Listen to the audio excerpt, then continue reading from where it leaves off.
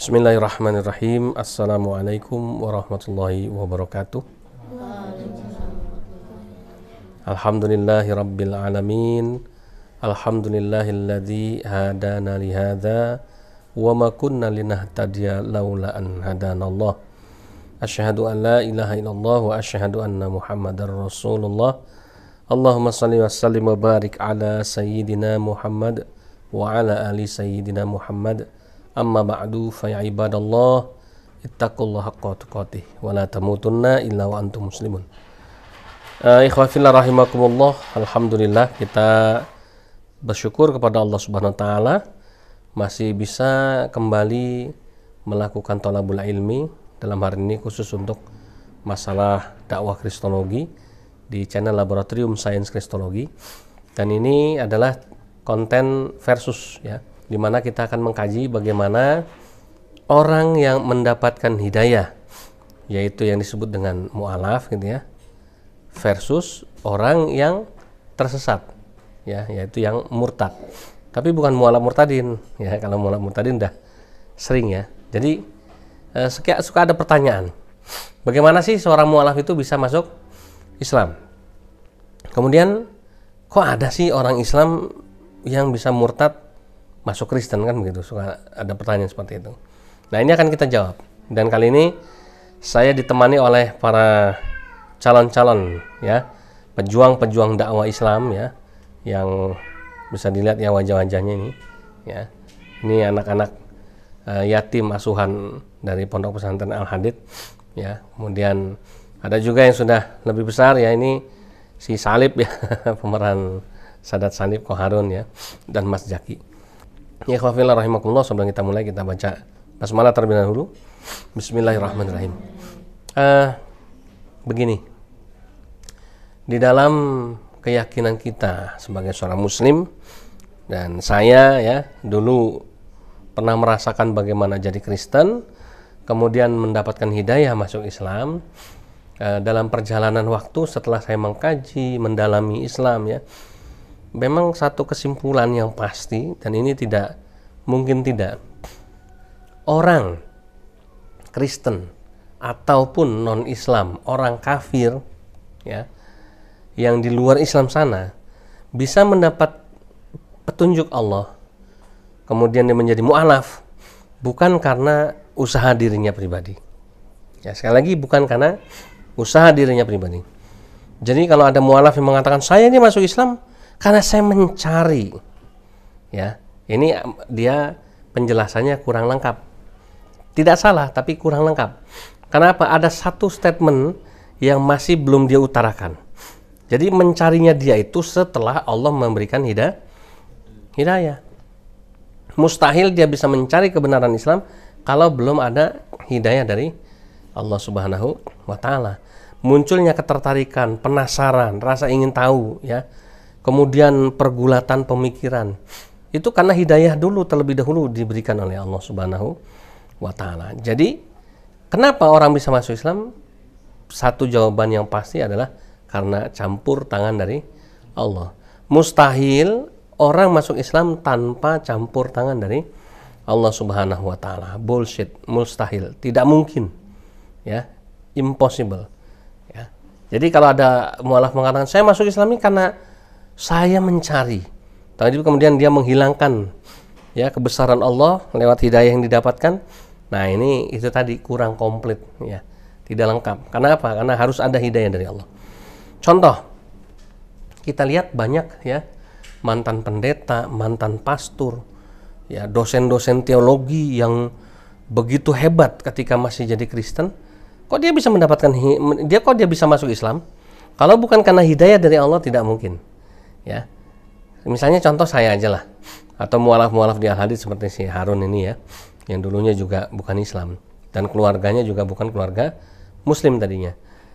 Kita nggak pernah mimpi, tidak pernah menyangka, tidak pernah berpikir akan masuk Islam ketika belum dapat hidayah. Kenapa? Karena kita benci sekali sama Islam. Kami tidak suka sama Islam. Kami paling tidak suka menyebut atau mendengar nama Nabi Muhammad ya, sallallahu alaihi wasallam ya. Jadi mustahil kami akan masuk Islam ya. Kenapa? Karena kami dulu tidak suka pada Islam. Tapi kenyataannya, faktanya, pada akhirnya saya masuk Islam ya. Harun dan keluarga masuk Islam. Banyak mualaf-mualaf hebat di luar sana ya, masuk Islam semua. Ya, kenapa mereka bisa masuk Islam? Pendeta, pastor, biarawati, dosen-dosen teologi, mereka bersyahadat masuk Islam. Mereka mendapatkan hidayah dari Allah Subhanahu wa Ta'ala. Kalau tanpa campur tangan dari Allah, mustahil. Buat Allah ya, may yahdillahu fala mudhillalah.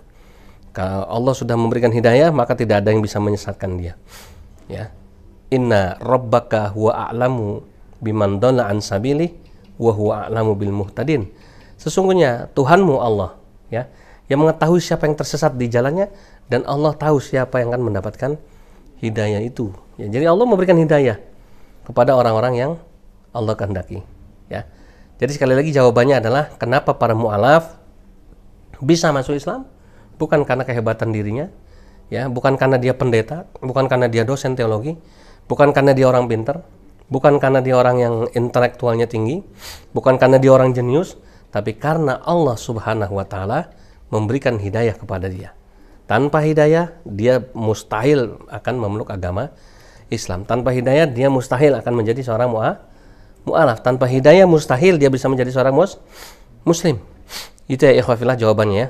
Jadi setelah hidayah itu turun, barulah kemudian ada proses pencarian ya, ada proses penggodokan pemikiran, ada proses dia kemudian memantapkan pilihan ya, sampai kemudian keputusan dia mengucapkan 2 kalimat syahadat masuk Islam ya. Nah, itu jawaban yang pertama. Kemudian sebelum saya menjawab pertanyaan yang kedua, kenapa ada seorang muslim yang murtad? Ada satu yang kita ingin sampaikan ya dari LSK ini. Saat ini orang-orang Kristen ini kan terbagi menjadi berbagai macam aliran ya. Ada dari aliran Katolik ya, ada dari aliran Protestan ya, ada dari aliran karismatik ya kan, atau Pantekosta, Bethel dan lain sebagainya. Ya, ada dari aliran Mormon ya, Saksi Yehova ya. Kemudian ada dari aliran Ortodok ya dan lain sebagainya. Ada banyak sekali aliran-aliran Kristen jumlahnya di seluruh dunia ini ya. Nah, kemudian ada satu yang sekarang ini yang baru ya. Ada aliran Yesus Esa atau Allah Esa ya, yang dikomandoi oleh pendeta Henry Tandianta, dan kita dari LSK pernah menyelenggarakan debat dengan beliau. Salah satu statement beliau ini menarik untuk kita kaji pada kali ini. Nah, sekarang kita coba tanya dulu deh sama adik-adik kecil kita ya. Ini calon-calon pejuang dakwah Kristologi ke depan. Apakah betul pernyataan pendeta Henry Tandianta yang mengatakan bahwa kalau Kristen domba, nah, jadi dia mengkategorikan Kristen itu ada 2, Kristen kambing, Kristen domba. Kalau Kristen kambing itu yang Tritunggal, kalau Kristen domba itu yang Yesus Esa atau Allah Esa. Nah, Allah Esa bukan Esa, nanti salah ucapin. Jadi yang ngikutin dia, yang ngikutin aliran Pak Pendeta Henry Tan ini mustahil jadi mu'alaf. Menurut adik-adik kira-kira betul nggak nih pernyataan pendeta ini? Yakin? Yakin. Ya, anak kecil bisa jawab. Baik, tadi udah ketanya yang kecil, sekarang yang besaran. Menurut antum berdua, si pendeta Henry Tandianta mengatakan bahwa mustahil kalau jadi Kristen Esa, ya, nggak mungkin jadi mu'alaf. Setuju nggak?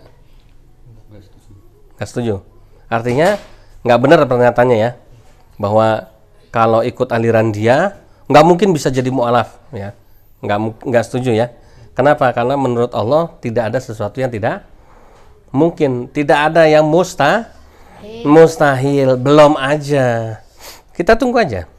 Apakah nanti pendeta Henry Tandianta kalau ada jemaatnya, muridnya, mahasiswanya yang udah dibaptis ya dalam nama only Jesus ya.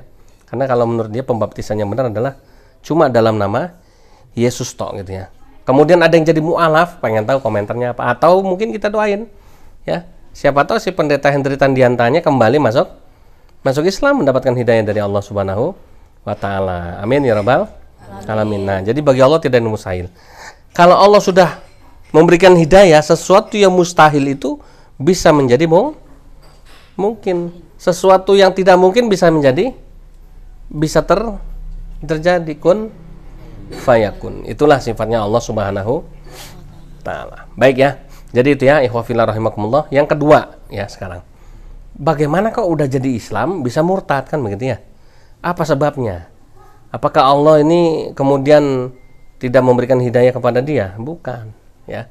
Jawabannya bukan. Kalau udah jadi Islam, sudah otomatis dia sudah mendapatkan hidayah. Kenapa? Karena dia adalah orang yang dipenuhi hidayah mestinya. Nah, kenapa ada yang murtad? Nah, jawabannya adalah kalau ada seorang muslim murtad karena dia telah gagal membuktikan eksistensi Allah Subhanahu wa taala dalam kehidupan dia. Coba tanya yang murtad. Kenapa murtad? Ya. Tiba-tiba saya melihat cahaya, gitu ya. Cahaya itu berkata kepada saya supaya mengikuti saya. Ternyata saya itu adalah Yesus Kristus, nah begitu. Masih selalu begitu. Ya, Paulus tiba-tiba melihat cahaya jadi pengikut Yesus gitu ya. Tiba-tiba dalam mimpi ya, mimpi dipertemukan dengan Yesus Kristus ya, diajak jalan-jalan ke neraka dan ke surga gitu ya. Kemudian besoknya akhirnya dibaptis masuk Kristen. Selalu begitu. Ya. Jadi cerita-cerita murtadin-murtadin yang seperti ini laku di dunia Kristen. Dan itu diulang-ulang terus.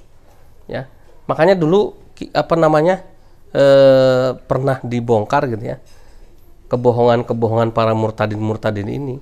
Ya, kenapa? Karena banyak dari mereka yang ternyata menjual cerita-cerita yang palsu gitu ya, ketika dia kemudian murtad masuk Kristen. Nah, ini yang kita prihatin. Makanya kalau ada channel-channel Kristen protes tentang Ustadz Bangun Samudra, kemudian protes tentang Ibu Irene Handono, protes tentang Ko Stephen dikatakan penipu lah, dikatakan berbohong lah, di Kristen lebih banyak lagi murtadin palsu yang berbohong dan menipu. Ceritanya semuanya palsu, ceritanya semua bohong ya. Nah, jadi kembali ke topik kita bahwa orang bisa murtad karena dia gagal membuktikan eksistensi Allah dalam hidup dia. Dia jadi muslim ya, tapi dia hampa. Dia sholat, tapi dia tidak merasakan kenikmatan dalam sholat itu. Dia fasih membaca Al-Quran, tapi dia tidak bisa merasakan ya dampak dari bacaan Quran itu ke dalam hidup dia. Dia bisa nyebut zikir subhanallah walhamdulillah wala ilaha illallah wallahu akbar, tapi dia tidak bisa mengerti fungsi berzikir itu dalam kehidupan dia apa gitu ya. Dia tahu bahwa Islam itu adalah agama yang way of life gitu ya, agama yang bisa memberikan solusi dalam setiap permasalahan hidupnya ya. Dia pinter ngaji tentang fikih gitu ya, dia hafal sholawat kepada Rasulullah SAW, tapi dia tidak paham apa makna sholawat yang dia baca itu ya. Kemudian bagaimana mengaplikasikan wujud kecintaan kita kepada Nabi Muhammad SAW dalam kehidupan kita sehari-hari. Maka dia seperti mayat hidup ya, la yamutu wala yahya. Ketika dia sholat kemudian dia lapar, dia protes sama Allah. Ketika dia rajin baca Quran ya, rajin ke masjid, kemudian tetap miskin, dia protes kepada Allah. Jadi isinya hidupnya cuma keluh kesah, penderitaan, seolah-olah jadi muslim ini adalah suatu beban, penderitaan. Ya, itulah yang menyebabkan murtadnya seorang muslim dari Islam itu seperti itu. Nah, inilah problemnya gitu ya. Jadi sekali lagi, dua hal ini adalah suatu hal yang berbeda.